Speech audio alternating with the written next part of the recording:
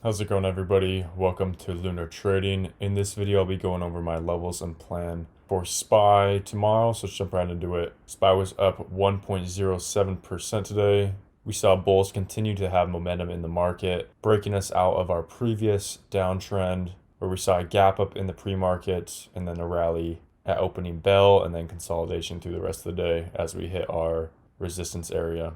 I didn't alert any major trades in the Discord. I just scalped a couple different opportunities, one for 70%, another for 20 and 30%. But those were trades I did more on my own. Since scalping can happen so fast, it's going to be difficult to alert those trades.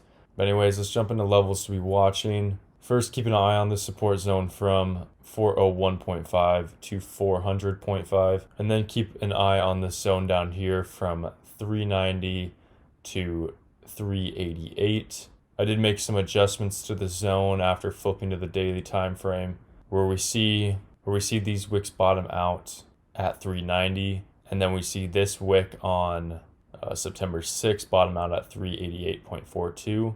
I'm going to give it a little bit more of a cushion and have this zone go from 388 just in case we see a stop loss raid happen where a big player in the market is just trying to get filled. So that's why I drew this zone down here. And for this one up here, this was previously resistance that we'd been playing. I have the top of the zone marked off of the tip of this wick, then go into the top of this body on the candle. I also place this support zone right here because this is where the gap will get filled if price does manage to come back down. From that point, we could see buyers start to step in.